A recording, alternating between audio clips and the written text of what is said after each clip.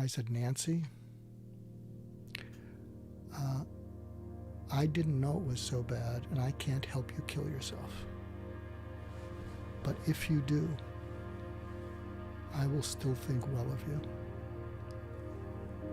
I'll miss you. And maybe I'll understand why you had to get out of this pain. And then I thought to myself, did I think that or did I say that? That's the first time she looks at me. And I said, what are you thinking? She looked right through me. And by the way, when she did that, I realized I had it right. She said, if you can really understand why I might need to kill myself to get out of this pain, maybe I won't have to. And then she smiled and she gave up her suicidality, and she became a PhD and has some kids. But I you just toss that out there. but what happened is I learned to listen to people from their inside out. What's up, guys? It's Daniel again. We're on the air with Dr. Mark Goulston today, who's the author of many books. He's a prolific writer, but he's also a former hostage negotiator. He's a shrink. He's a business consultant, and he has a lot of really cool, interesting gems to drop on us. We just had an amazing lunch, and he's probably taught me more in the 30 minutes driving here in the car than I've learned in about 10 years of reading books on how to talk to people. So I can't wait to let you guys dig in. I want to just say that I think it's pretty interesting that someone would choose at least a good part of their life's work dealing with difficult people. Difficult people in really serious situations like hostage negotiation and suicide watch, difficult people in business, and difficult people probably in your personal life or other people's personal lives. You've chosen the path of most resistance. Why would you do that? Well, it actually chose me. So I grew up in a family, and I was the youngest of three, and everybody had sort of strong personalities. And if you went against some of those strong personalities, especially if you're the youngest, it didn't go that smoothly. So what happened is I learned how to connect, deconstruct, defuse, work my way around that. And so I sort of did it a little bit out of how to find safety. And when I couldn't find safety, my secret hiding places, I would shinny up to the roof of our house, which wasn't the safe thing to do, but I would just sit That's there. the opposite of safety. And I would look out and say, well, at least I have the stars. And so what happened is then I went to medical school. And something happened in medical school which kind of changed my life. I'm not very religious, and I don't believe in God, but I believe in angels. The reason being is that when I was in medical school, I dropped out of medical school twice, but I finished. I don't know. There's got to be a statistic on that. You be the anomaly. Yeah. And I didn't flunk out. I dropped out, and I think I hit sort of. As I look back, I think I hit a wall. I think I hit a depression, and so I dropped out the first time, went and worked in blue-collar jobs, and so my mind was able to work at a blue-collar level. What were you doing? Well, my favorite job was, this was in Boston, was going to liquor stores and bars, and I would put up the Heineken windmill, I'd put up the crepe paper, I'd climb up to the barkeep on the top, I'd see dead rat skeletons up there. I loved it. I mean, I would talk to these people. It was terrific. They gave me a van, which is very different than the intellectual stuff that was murdering my brain. Yeah. So my brain came back to about blue collar. I went back to med school. And then after 3 months, the whole thing came back again, meaning I could read stuff. I'd highlight my books. They were all yellow, but I wasn't able to retain them or recall them. And so I grew up it's not an unusual childhood where you're only worth what you achieve in the world. If you don't achieve much, you're not worth anything. That's not an unusual way to grow up in a lot of people's homes. So what happened is I hit the wall the second time, and so I was going to ask for another leave of absence. Miraculously, I wasn't failing, but I was going to ask for another leave of absence. And so I met with the dean of the school, and the dean of the school is about making sure they get funding. And every time you take a leave of absence, your seat goes empty and they lose matching funds. Scary. Yeah, so I can understand the dean of the school, wants to get rid of me, cut his losses. And so I meet with him, and I don't think I'm in the best place in my life because, again... How old were you? I must have been about 23, 24. And so, again, my mind is you're only worth what you can accomplish in the world. And let's say I came from, somewhat of a rugged, stern background, which emphasized that. kind of philosophy. So imagine this if you come from that background, and you may know something like that, from your own background with your own dad and things like that. And so I meet with the dean of the school, and a couple weeks later, I get a call from the dean of students, who's an Irish Catholic named William McNary. This is in Boston. And he had a thick Irish accent, and his nickname was Mac. So I get a call from him, and he says, Mac, this is Mac. Mac, this is Mac. Better get in here. Got a letter from the dean. Better get in here. Okay, Mac. And so I go there, and I'm kind of at a low point. I don't know if you've ever been at these kind of low points, but you're just at a low point. So imagine this, that you're only worth what you can produce. And I read the letter, and the letter says, from the other dean, I met with Mr. Goulston, suggested another career, perhaps the cello. I'm hereby advising the promotions committee that he be asked to withdraw. Yeah. I said, well, what does this mean? And Mac says, you've been kicked out, Mac. And so, and I'm not religious in the sense, I don't believe in God. I wish I did, because I see the comfort that people have from that. But I do believe in angels, because what happened next, to me, an angel came into my life and saved it. And you may actually see something happen in my face as I relive this with you. Hope that's okay. So he says, you've been kicked out. And so I was too broken to be sarcastic as I could have been and said, they can't do that to me. I'm passing everything. It was like, and also I didn't go, boo-hoo, what am I going to do? When he said it, I just paused.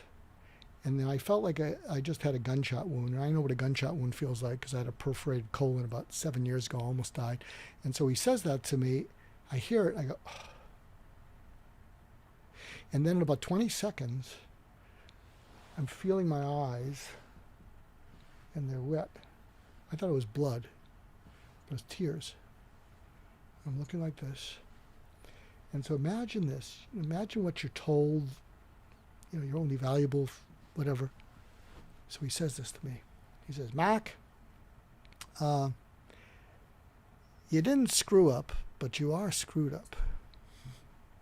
But if you get unscrewed up, I think that one day this school will be glad they gave you another chance. So I start, my tears change to it's like this kindness. It's like I have trouble looking at you because I'm reliving it. And so imagine hearing this. He says, and even if you don't get unscrewed up, even if you don't become a doctor, even if you don't do another thing with the rest of your life, I'd be proud to know you, because you have goodness in you, and you have no idea how much the world needs that goodness, and you're not going to know it till you're 35, but you have to make it till you're 35. It was exactly. And I couldn't look at him. I'm having trouble looking at anything but down here because I'm reliving it. And he goes to me, says, Mark, look at me. Look at me. And I look up. And he said, you deserve to be on this planet. And you're going to let me help you. Do you understand? And so he arranged an appeal. And apparently, they saw something of value in me, and they gave me another leave of absence. So how did this get on this journey? Well, what happened is I made it through med school, made it through psychiatry training at UCLA, but I became a suicide expert and a violence expert. And I didn't make the connection, but what happened is Mac, as we called him, he was not only able to listen into me, he was able to lean into me and unlock my hopelessness. So I have a book called Just Listen, became the top book on listening in the world. It's in 18 languages. I speak on this thing around the world. I've spoken in India and England. But there's one incident that will give you an idea of where I'm coming from. So you can see that I have to sort of, when you feel an angel is coming to your life, you walk differently, and you don't have any choice but to pay it forward. You don't have a choice. So what happened is, in my practice, I don't know what this has to do with rich 20-something, except when I talk to those audiences, I say, how many of you know of someone who was suicidal, mentioned or committed suicide in your high school, college, in your community? This has a lot to do with our community because people go through things that they never voice. It's a silent struggle. It's total of it. Yeah. And so when I say that to audiences, what's interesting is if it's a business audience, like, what's he talking about this? And when I say, do you know what happens? The entire audience raises their hand that they knew someone like this. Yeah. And you're just reliving it like, whoa, I can feel the audience flexes. And so what happened is one of my early mentors was one of the pioneers in the study of suicide. He studied the suicide prevention centers in Washington, Los Angeles, and he's at UCLA. And what he would do is he would go up to the inpatient units when there were still suicidal people that had to be discharged. They just weren't acutely suicidal. You couldn't keep them there forever. So you had to discharge them. But in order to discharge them, someone had to be willing to see them in the community. And the residents didn't want to see them because they're suicidal. And a lot of psychiatrists over the years sent their suicidal people to me. I mean, I'm afraid to see them if they're on the outside. Right. And so what would happen is they were still suicidal. They'd be released, but I knew I had a window, and I knew I could be innovative because everything that had been tried, but they're still suicidal. And so what I developed was this acute sensitivity to language and talking with people. Because if I talked clinical in an academic way, they would smile at me and their eyes would say, nice try, doc, but you missed. Yeah. And so one of the most suicidal people I'd seen, we'll call her Nancy, she'd made 4 attempts over the last probably 4 years before I was seeing her. And I didn't think I was helping her. But I was seeing her 2-3 times a week. She rarely talked. She wasn't catatonic, but she rarely talked. And I didn't think I was doing anything good, except that was the longest she'd gone. And so when she'd come in, if you're me, and this is her, she'd be like this. She wasn't catatonic, but she didn't make eye contact. So I used to, in those days, moonlight at a state hospital. There's something called Norwalk Metropolitan State Hospital. And I go there on the weekends. You pick up some extra money. You cover for all the psychiatrists. And so I'd been up 36 hours. And when you're up 36 hours, and I'm sure everybody in this room has been through that, when you're up 36 hours or longer, your physiology does tricks with you, especially some of your sphincters all over your body. But I won't have to go there because you already know what I'm talking about. And your teeth are loose and all this sort of stuff. But your mind also, you think things that are different. So I'm there and she's like this. And suddenly all the color in the room turns to black and white. And I think, whoa. Now I'm young and I'm saying, this is kind of interesting, except I could be having a stroke or a seizure. That was the downside. And I'm looking at, whoa, it's black and white. And then I focused more. I said, let me see what this is at. I think he's referring to magic mushrooms, friends. Well, I told the story to the minister at St. John the Divine in Manhattan. He said, you went into the dark night of the soul. Yeah. So what happened is I'm looking and it gets cold and chilling.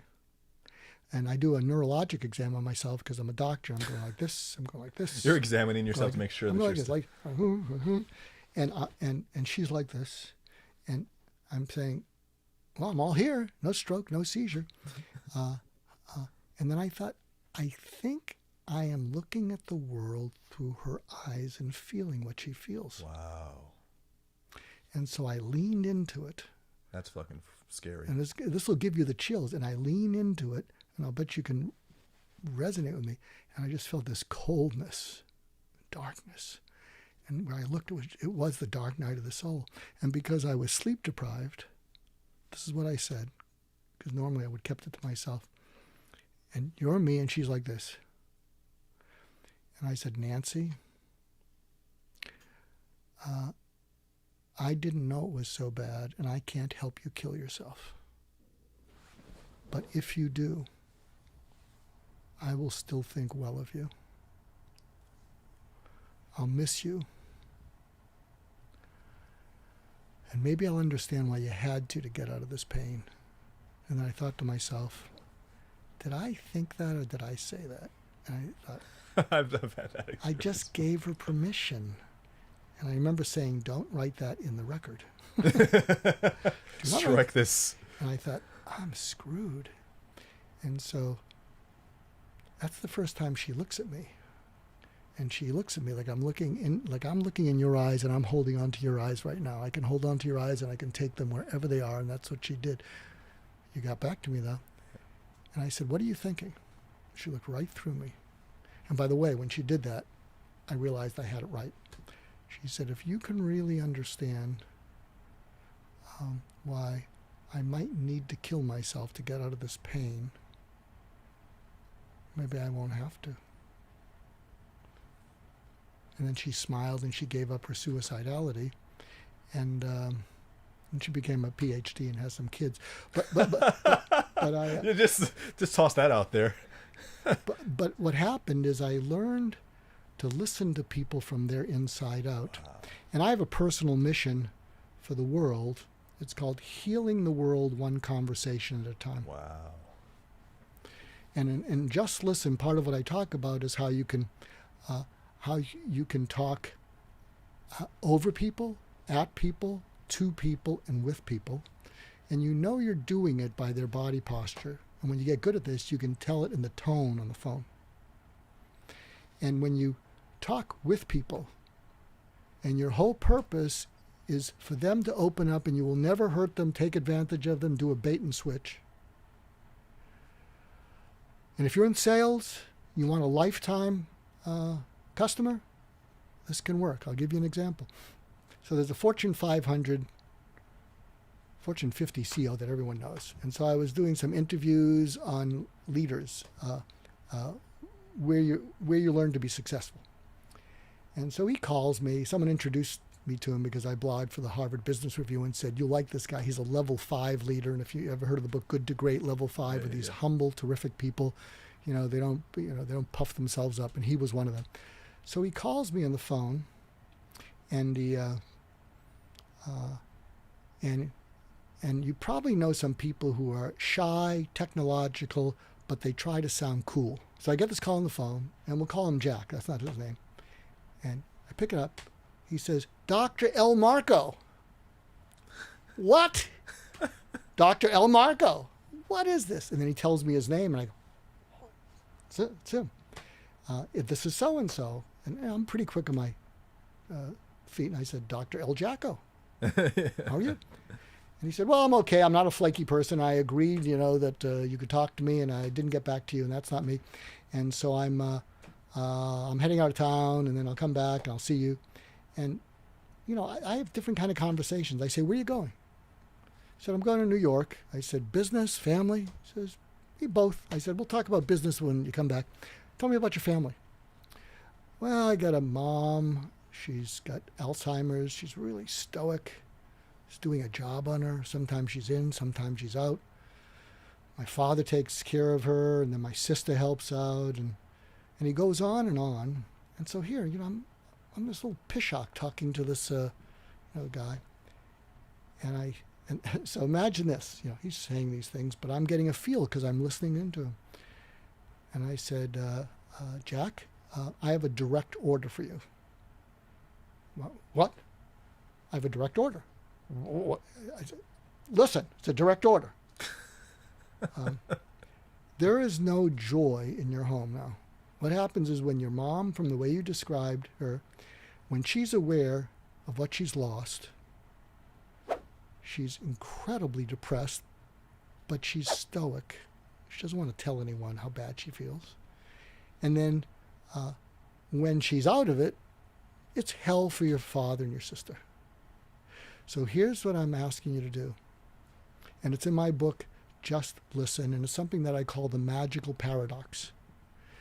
And you'll see why it works.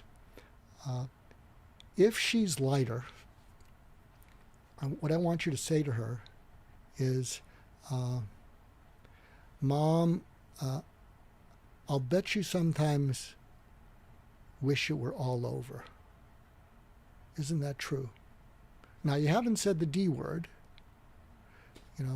but because she wants someone to know that she wants to die, but she doesn't want to upset your father, your sister, or you.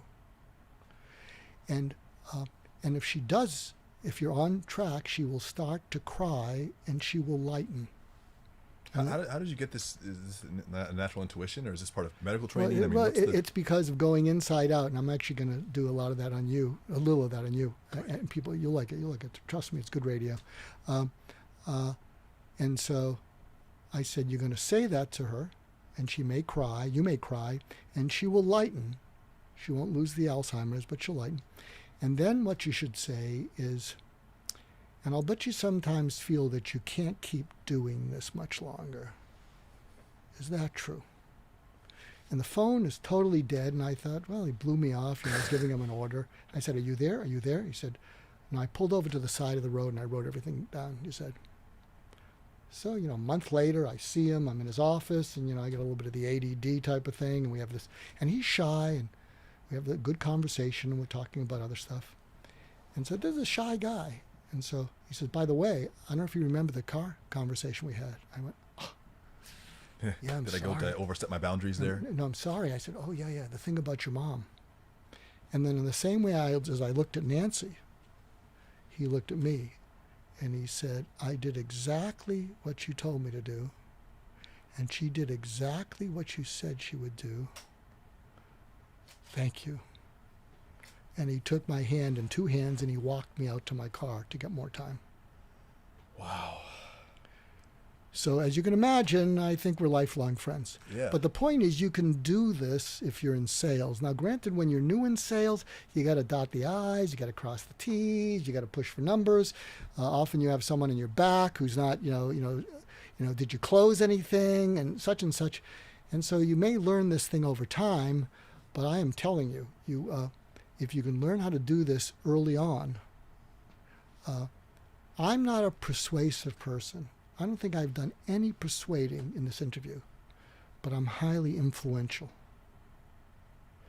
And people lean into being influenced. They lean away from being persuaded. I had a similar experience. You probably don't know who he is because I just found out about him. This is maybe a year, maybe 6 months ago. He's this Nordic guy. His name is Wim Hof, and his whole thing in life is his name is the Iceman, and he does all these amazing feats of physical endurance. So he's had a couple of different world records for being submerged in sub-zero temperatures, and he'll do different experiments on his body where they'll inject poison into his bloodstream, and he can physically control his adrenaline response to nullify the poison, things of this nature. But he had a simple exercise, similar to some of the simple questions that you ask or some of the simple directions that you give to your patients, your clients, your students. But he has a simple exercise where it's a breathing exercise, and the whole idea is you're basically hyperventilating yourself, and when you hyperventilate your own lungs enough, when you then hold your breath, you can retain more oxygen. You become hyperoxygenated, and the immediate effect, even if you've never trained this skill before, is that you can hold your breath for 2 to 3 times longer. I did this one time. This is 6 months ago. I tried without any type of technique first. I could hold my breath for 45 seconds before I was gasping for air. Tried the technique one time. The first time I tried it, I held my breath for 2 minutes and 20 seconds, which I'd never done before. I'd never met this guy, never known him from Jack. He showed me one simple thing, and it worked so well that I immediately bought his course and whatnot without him persuading me. And he became so influential that I was drawn to the things he said, because what he showed me, even in simple exercises, worked so well. And I think that this is what you told the CEO, what you told Nancy, they weren't revolutionary things. They were just the elephants in the room. They were just the truth, but they were seen through the eyes of the person who was being the most affected. And we don't often take the opportunity, we don't take the time to look at things from the inside out of the person who we're actually trying to impact. We look at things at best, usually, with empathy or from our perspective. And we try to do this thing where we morph our perspective into theirs. It's like trying to project what they might be thinking, but still from our perspective, and it doesn't work. And we wonder why we have all these gaps in communication. We wonder why. I mean, this happens in romantic relationships a lot, because like we say we're understanding, but really we have a point and an agenda we're trying to get across. It's sales, but without the understanding, without the compassion. So I can see how this would be so relevant. Have you found that it works just as well? The idea of seeing things from the inside out of others. Have you found it works just as well for business context as it does for personal, therapeutic, medical, interventional? Absolutely. So I'll give you a tip that you can use. But I want to try something on you. Yeah. So we have time? Yeah, let's do it. Okay. I'm scared.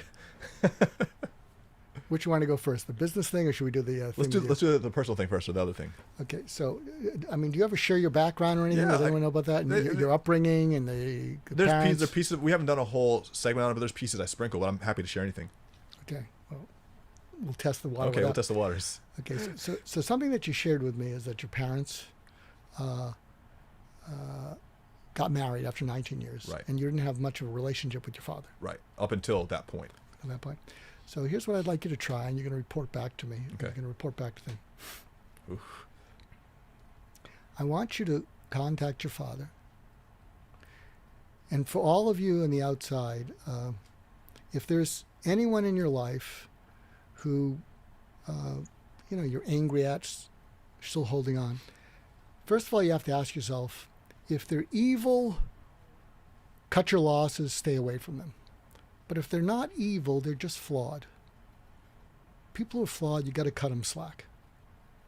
That's the thing. If they're evil, stop them, protect others from them, or cut your losses. But if they're flawed, you got to cut them slack. So this is what I'd like you to do. I'd like you to reach out to your father and say, when would you have a few minutes, because I owe you an apology. And he's going to say, what? And I wouldn't do it just then. Let us imagine. And by the way, there is a power to unsolicited apologies that is unbelievable. I wrote if you go to Harvard Business Review, HBR, and look up Goulston, and I think it's Olive Branch on steroids. And I talked about the power of an unsolicited apology. And what's sad in this world is there is not a small number of people who have never been apologized to in their entire life. Never.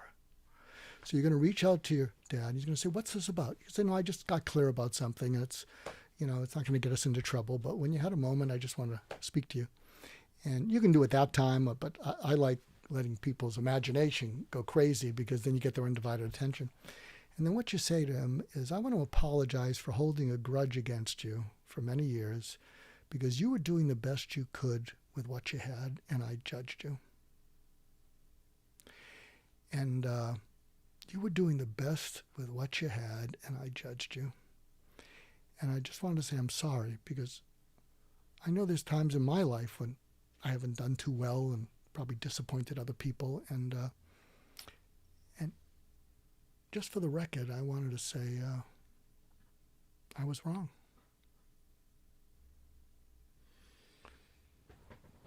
It will free you. I'll tell you, I was on a plane with a big muckamuck, and I didn't know he was a muckamuck, but he was a muckamuck who had a pretty good reputation. So you don't want to get on a plane next to me. Take a good look at me. If I'm in a seat next to you, find another seat. So I'm with him, and I get to know him, and he's really well regarded in his industry. But I listen into people. I just pick something into you. I can see you're a little quiet now. Yeah. And I said, something eating away at you. Look, I'm a shrink, I'm not going to tell anyone. I have I have ADD and Alzheimer's. I'll forget it after the plane ride. And he said, well, I resent I resent that I was poor and resent my father. I said, but it propelled you to great success. He said, well, he had a business, and then it didn't happen, and then he never got back on his feet. And I said, is he alive? No, he's dead. And we're going to Washington. And I said, what are you doing in Washington? He said, well, I got an event to do, but I grew up in Washington. I said, really? I said, this is what I want you to do. I want you to go to the cemetery, which he hadn't visited in years. I want you to clean off his name. And I want you to look at him and apologize for holding a grudge against him, because he did the best with what he had. And you judged him for being afraid and not being able to get past it. And you've had fear because, from what you told me in your career, you've had a few of those hiccups. And I want you to go and do that. And I want you to then kiss his name on the gravestone.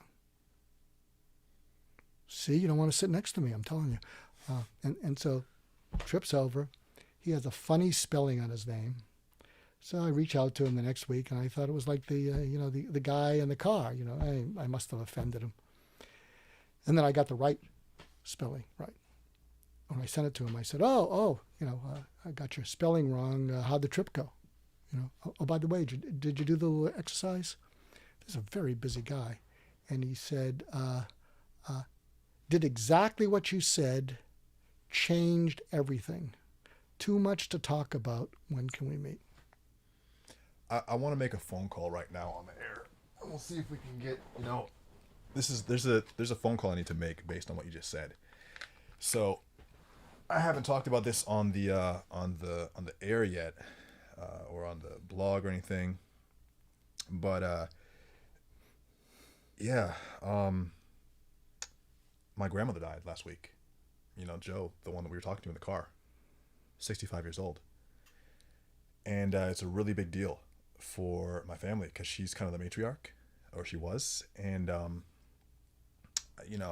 just, I didn't plan on talking about it publicly yet this soon, but I guess now I am. And there's been a lot of family fallout because of this, because of just various things that weren't said. She was sick, but not terminally sick. She just had like a bunch of different things going on with her, like you sometimes do when you get older, but nothing that was going to kill her. But she'd been sick for a while, and she was in a wheelchair. And so there was a lot of resentment that had built up, I think in part because people don't like caring for others when it involves a lot of effort and time. And eventually the family over the past decade had just gotten, I think, tired of looking out for her.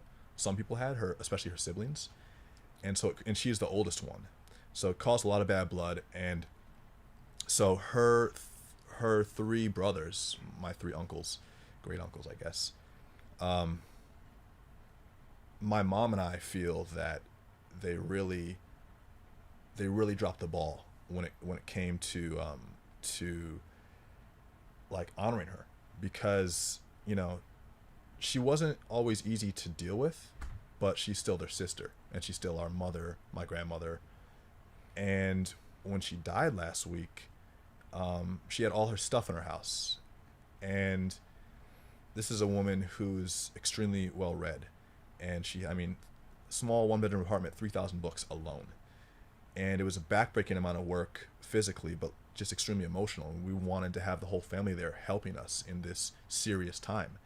And her brothers, we felt, blew us off. One of her brothers, John, who's an identical twin brother to Bill, John did come by for a few hours, and it was kind of a drive-by appearance, in my opinion, because my great-grandparents were still alive in their 90s. His parents were expecting him to go, and he went. He made an appearance, and he did some lifting a little bit. He packed a few boxes, and he took some things that he wanted, and he left. And when I went to my great-grandparents' house later that night, I had some really harsh words for him. I said some really mean things that I meant at the time. I said, look, you're a fucking coward. Like, you didn't show up. You didn't play your role. I'm fucking done with you. Like, as a family, we're fucking done. Fuck you. And I did mean that at the time, and I am disappointed in him. But I think I was judging him too hard because his two other brothers, first of all, didn't show up at all. He did at least show up. And he still lost his sister. So there's still pain there. But I guess I wasn't giving him... I wanted him to like either grieve the way that I was grieving, or I don't know if I expected him to like... I don't know if there's like a... I just felt like he wasn't doing enough, because I felt like we were all doing the most we could, and he was doing the least he had to do to get by, to just... the least amount of support he had to give. But anyway, I ripped into him. And I don't think that's the right thing to do. Okay, so can I give you a couple tips since this is real? This is raw and real. Yeah. If you're going to call him or leave him a message, and if you're watching or listening and you do this, don't get attached to the result, because the other person can rip you back and whatever. But if you do it in the spirit that you're going to do it, and I'm going to give you the 5 steps that you go through. That's the olive branch on steroids. Afterwards, it doesn't matter what the other person says, because you'll say, I can't be more gracious. I can't be more decent. I can't be more classy than what I just was. It's gravy if they respond. If they don't, you get to walk away being classy. And I don't mean that in the arrogant way. So if you look up Harvard Business Review, Olive Branch on steroids, my name. So the 5 steps of an unsolicited apology. And so maybe you'll just do the first part of it if you don't get them. But the first thing is you reach out to someone and you leave them a message and say, hi, this is so-and-so. When you have a few minutes, there's something I need to apologize to you. And if you're willing, I'd like to do that. So you reach out to them. That's the first step. Second step is when you get them on the phone, what you say to them is, when we went through what we did, I didn't make any effort whatsoever to understand where you were coming from. I made no effort. The third step, which is the olive branch on steroids, is to say, I not only didn't I understand, I didn't want to understand. All true, by the way. I know it's true. Yeah. I didn't want to understand because I wanted to just be pissed at you. And the next step is, and I want to tell you I'm sorry because you were doing the best in the situation and I didn't know where you were coming from. And the final step is, if you'll give me the chance to fix this, let me know where you were coming from and how you're doing. All right, let's do it.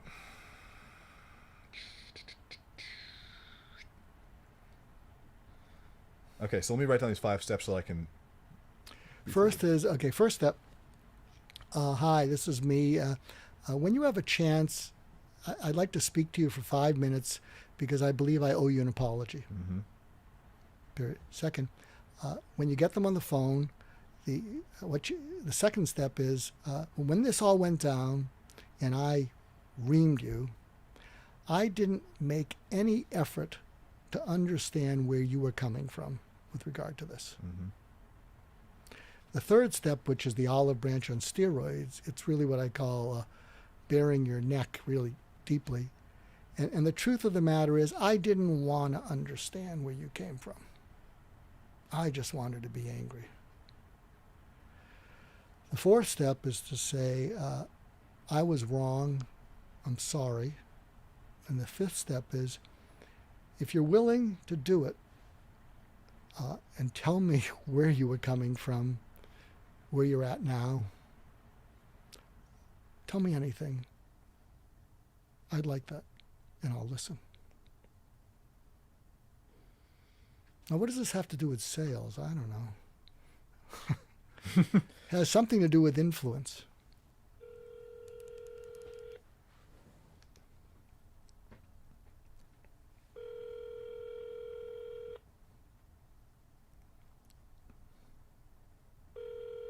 Okay, answer.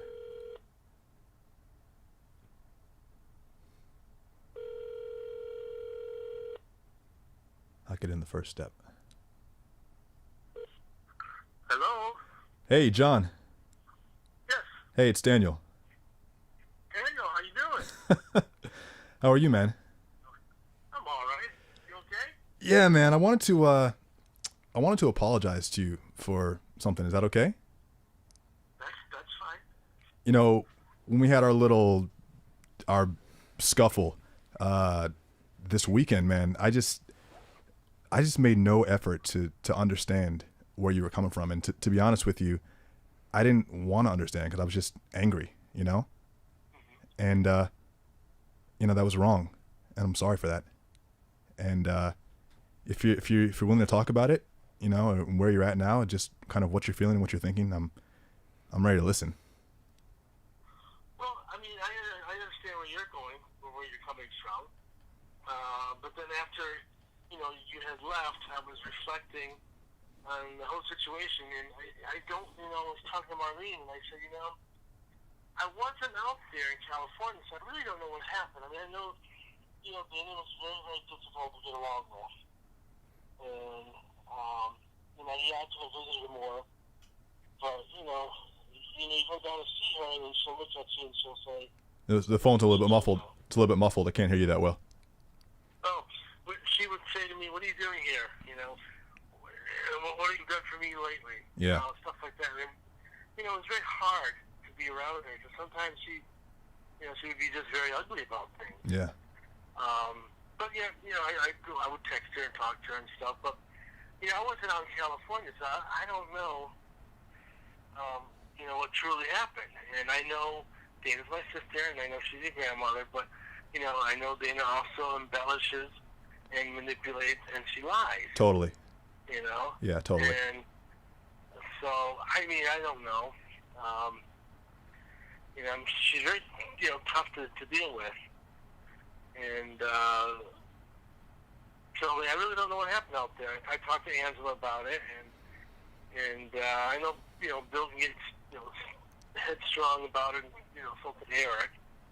But to me, I was thinking, I wasn't out there. I don't know what really truly happened. So I shouldn't, pass judgment by saying that, that you didn't go over there because Angela said that you did go over there to see Grandma. But, yet on the other hand, she didn't want you near there or was, hurting your feelings and saying some rotten things to you. Mm-hmm. Yeah. And so, but yet when Dana was the one that would, take these messages home and say, they threw me out like a bag of, or like, like trashed on the curb. So dramatic and untrue, by the way. Untrue.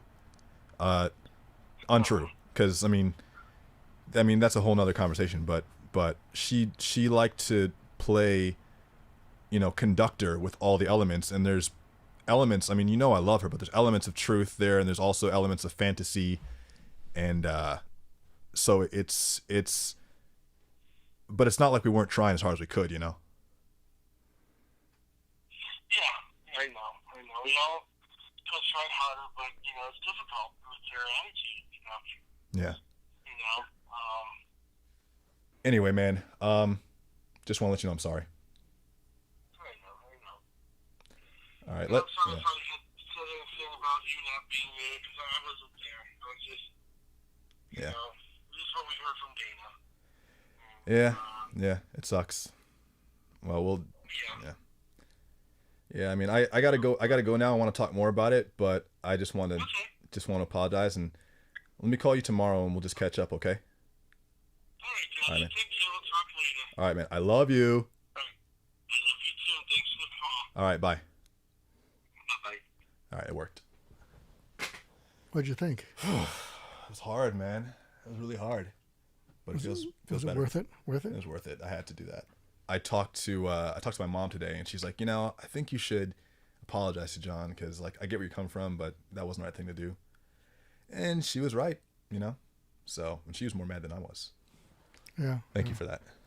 You're welcome. Yeah. Why don't we lighten it up a little bit? Because we'll edit that and make it not so dark. But here's a tip that you can use from understanding where people are coming from. Yeah.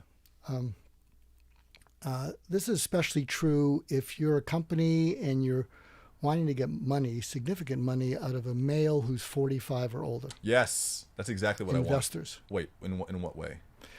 Well, because they've accumulated that money. But if you're trying to sell something like a company to men who are 45 and over, something you need to know about men who are 45 and over. They're more bothered with making another mistake and feeling foolish than getting another win. Because what happens to us guys is our worth is tied to how competent or incompetent we are. Totally. And there's a cumulative effect of all the things we've messed up. We often don't talk to other men because we think that they're better than us. We try not to talk to our spouses because we want them to admire us. We can't imagine they will. So there's a cumulative effect of all the things we've messed up, and it eats away at us. So if you're dealing with someone, it may be going on, it may not be going on. This might be, taking it one shrink too far. But if you're with someone and you're trying to pitch them, and and they know that they need what you have, and you've answered all their questions, and you've asked for any of their objections, you've answered all of those, and you know that they need it, but they're just not going. Here's something you can try. Take this with a grain of salt. what you might say to that person is, can I ask you a hypothetical question? And hopefully they'll say yes. And you got to get off your sales transactional thing, and you say to them, you've been burned before, haven't you? And they're going to go, what? Yeah, you've believed in something, trusted something, thought something would work out, and it didn't. I've been there too. You don't want to shame them, say, I get everything right and you're the idiot. No, I've been there too.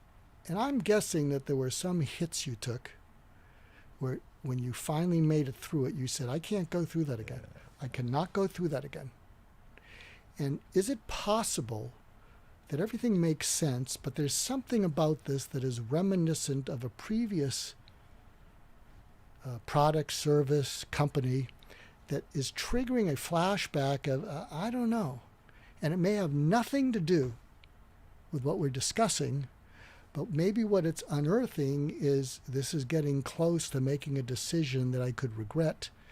And is it possible that you're like all of us, again, you don't want to shame them, say, is it possible that your hesitation is that you don't want to go through something that was pretty traumatic to you? Now, it may not always play, but if it does play, it's kind of like what I did with that CEO but his mother, with Nancy. I think the 5-step apology, you track completely with the hesitation. And if you're purely transactional, you're going to, well, what didn't I answer? So why can't you make a decision? You have to check with other people. But what happens is you get nasty, you get feisty. But can you see how that's a way of listening to people from their inside out? But given my story, that I got to pay it forward for this angel who came into my life. It's not a big money maker, but hopefully I'll make it and meet him someday. But if you get people to open up, you can't do a bait and switch. Yeah. I mean, you just can't, because if you do a bait and switch, they deserve to come after you with holy hell, because you got them to open up. You can't do that. You got them to trust you, and then you You can't pull the rug out. That's right. You can't say, have you been burned before, and say, I understand, and then burn them. That's right. And by the way, if you get into that conversation and you're aligned with what I'm saying, what you can say is, well, going forward, we hit hiccups in the road, and we may hit even bad news. Going forward, the way we deal with bad news is we realize we're the expert, and what you really want us to do is to dig down and look at all the options, all the solutions, what makes sense. And so since bad news is unavoidable, that's how we deal with bumps in the road going forward. And also we find out from people like you, in the event going forward that we hit a bump in the road or there's bad news, what's the best way for us to tell you about it? Yeah. That's very what got you here won't get you there type of analysis, right? And self-awareness. Mm-hmm. And I think that, doesn't a lot of this fall under the context of self-awareness? Because the greater your self-awareness, the greater awareness you have of how other people might be feeling. Oh, totally. Here's something maybe we'll do another podcast about. I'm not just into ending violence, hatred, and fear. My last living mentor was a guy named Warren Bennis. And Warren Bennis, if you look him up, he was one of the top 3 people in leadership in the world. He was at USC, died a couple years ago. And Warren shared with me, because we got pretty personal, that he felt disappointed in himself because he was a global thought leader. And globally, leadership is getting worse. Just look around you. And so he felt that he hadn't done enough. He created little islands of goodness. And so there's an initiative I'm trying to do where I'm building a critical mass of basically the Nelson Mandelas and Warren Bennis's of all these people, because they're islands of goodness. I want to bring them together. There's a site that's offered me their site called ExecuNet, which has 750,000 executives and vice presidents. They say, you want to build this critical mass on top of us? We'll do it. challenge is it's not in their budget, so I've got to raise $500,000, and I'm the serial creator angel kind of person. But if we get the funding, it's such a clean thing. But here's the latest takeaway, because I blog a lot on leadership, and may be doing a program with one of the big tech companies about leadership. To me, here are the 4 qualities of the best leader. And I aspire to them, and I fall short. The first one is being unflappable. The second is being present. The third is being knowledgeable. The fourth is being wise. Unflappable doesn't mean shut down like Mitt Romney. Unflappable means that you're dedicated to a mission that's more important than you and your personal whatever. And it's kind of like what I said about Colin Powell. He was dedicated to, if you're going to elect me president or whatever, you can come against me, but don't you come against my wife. And so you're unflappable because you have a clear sense of mission and purpose. Present is very interesting. It means you have to have a little bit of emotional intelligence so that you don't minimize what's important to other people, but when you're connected to a mission, what you can say is, I know that's important to you. I know that's the most important thing to you, but we owe this to our clients. We owe this to our customers. We're on a deadline, and we can't do anything that distracts from that. We'll get that taken care of at another time, or we'll work after hours when the team's not here. But we're going to have to put that to the side. So that's the presence I'm talking about. So it's a caring presence, but you're dedicated to your mission. Knowledgeable means when people listen to you, they say, this guy or this woman, they know their stuff. They know their stuff. And wise is they know what's important.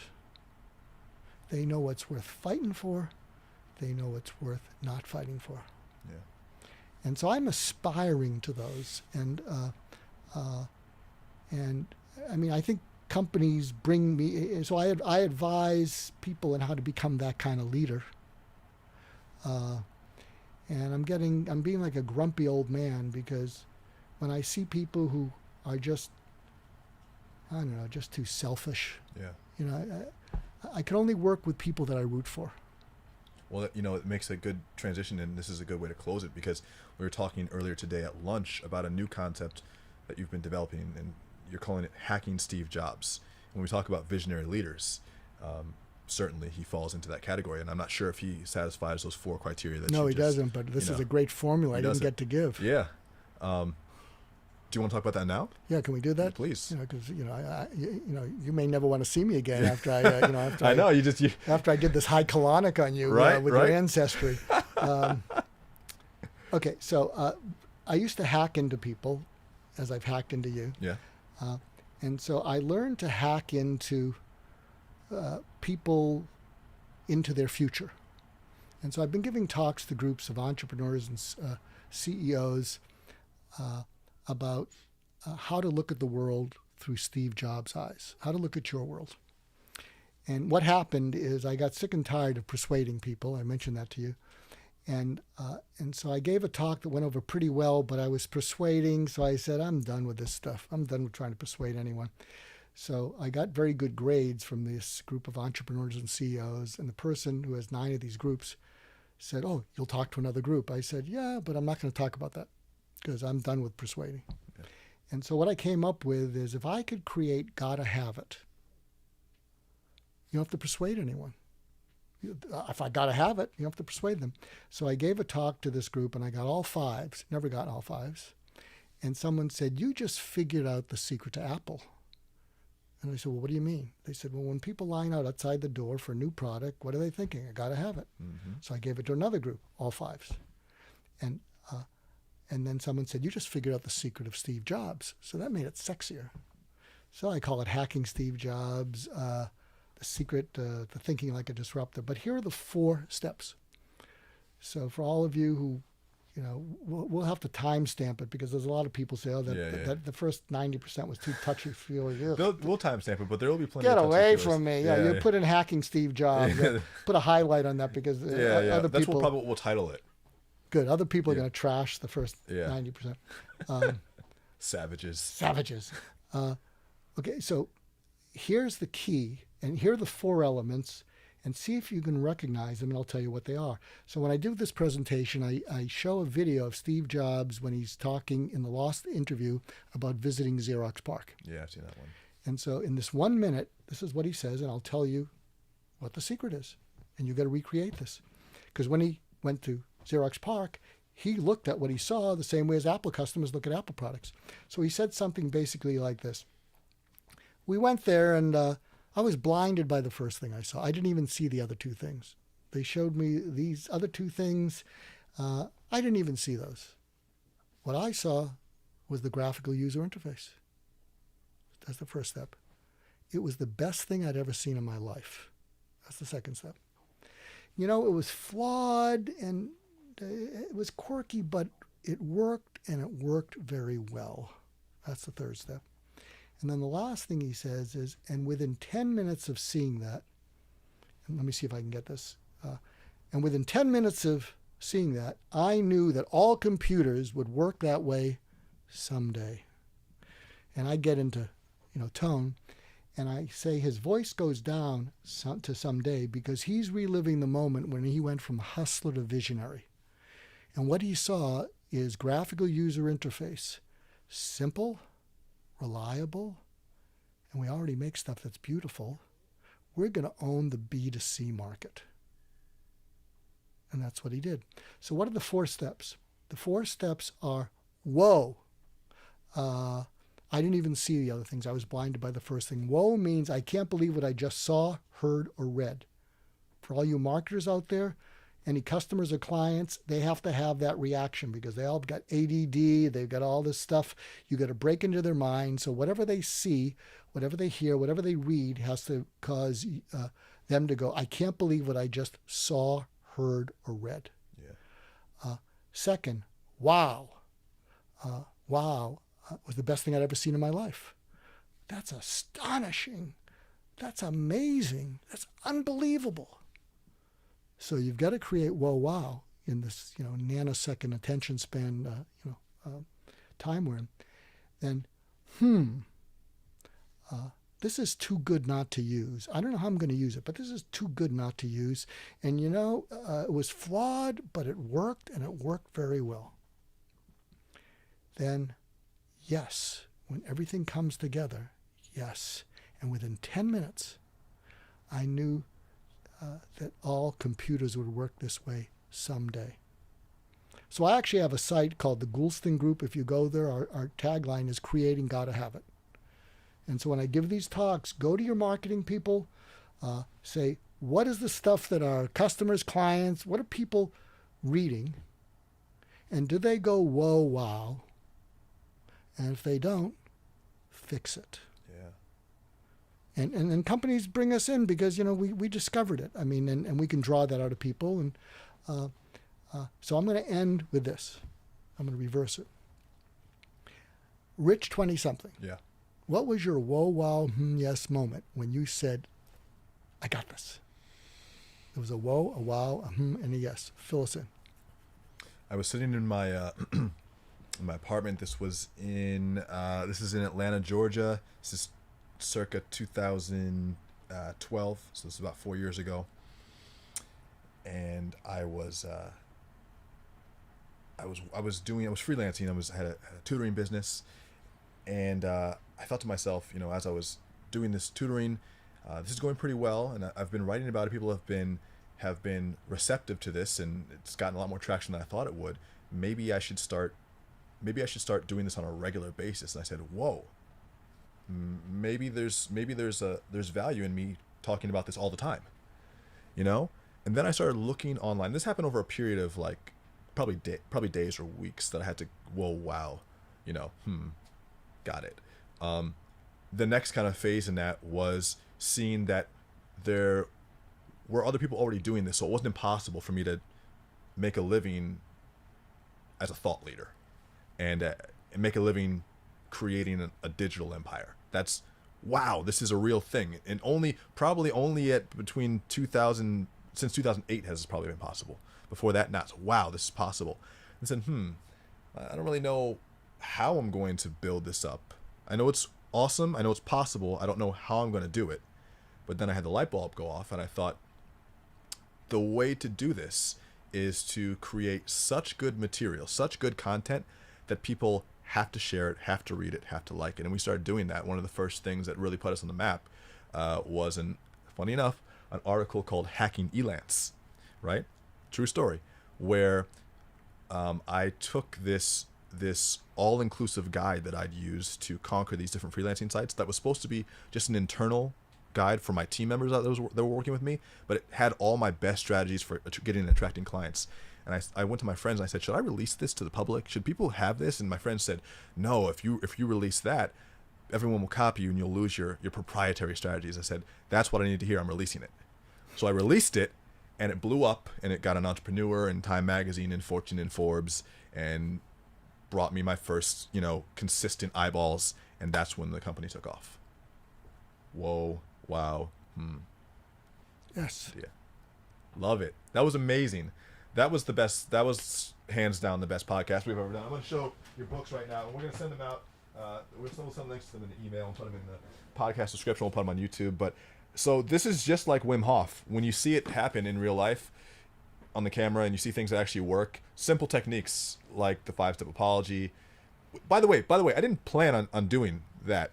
I didn't know you were going to hack me, and I didn't plan on doing that. And it's certainly not something that if you would have asked me beforehand, hey, you want to call your uncle and apologize on air? Fuck you. No. But so it's... You still have some more apologizing to do. Yeah. I still got some more. But 2 great books. Just listen. Over 100,000 copies sold? Yeah, it's the top book on listing in the world. That's amazing. Well, how many books on listing are there? That's right. Because who listens? 18 languages. Who listens? 18 languages. And talking crazy, which is definitely something that we all need. Probably when talking to ourselves as well. Yeah, there's a big section for you. So, Mark, it's been an absolute pleasure. Let's do another one too. And for all you guys that are watching out there, where can people find out more about your work? Well, if you go to markgoulston.com, that's my thought leader page. If you go to Goulston Group, that's the Creating Gotta Have It. I co-founded a site called Heartfelt Leadership. If you go there, and if you look at the videos under Be Inspired, they're videos of the kinds of leaders that the world needs. Something I'm also involved with is the POP protocol, which is taking off. POP stands for Pullover Protocol, and it's a training for law enforcement and civilians to de-escalate a traffic stop. And I'll just give you a teaser, but go there, popprotocol.org, P-O-P protocol.org. And so the 4-step thing, and the sheriff and law enforcement is chasing after us in a good way. African-American founders love them. But the 4 steps to the POP protocol stand for the acronym SAFE. You need to have a simple title. Always catchy acronyms. So SAFE stands for, and I'll figure this, inner city, blacks. We're not talking in the suburbs, but we're talking about where people get themselves killed. So cop pulls you over. It's dark. They're looking in your car. So you put on your dome light. And S is show your hands, palms up. Mm-hmm. And you can put them on the steering wheel. You can put them outside because even though there is racial bias, they're trained to react to different movements. As long as it's dark and they don't know what's going on, they're getting anxious, the cops. So show your hands. A is ask for permission. Officer, my license and registration is in my glove compartment, and I have a registered handgun there. Here are my hands. I'm not moving them. What should I do? And then F is follow instructions. And then E is exchange respect. Yes, sir. Yes, officer. You don't want to mouth off and say, don't you have better things to do? No. And we had this rapper, Master P, did a great PSA, and it is so heartfelt. Now, Master P. And basically, he's a wonderful man. If you look up Master P Pop Protocol, you'll see it on YouTube. And he basically said, look, it was so heartfelt. He said, look, take care of the racial thing the next day. Get the badge number, but get home safe. Just do this. Get home safe. Don't get yourself killed. And it is so filled with love and pain. So hope you'll check that out and check out popprotocol.org. If you have some connections into law enforcement near you, any introductions would be great. And come find me. And thanks for listening. Appreciate you, brother.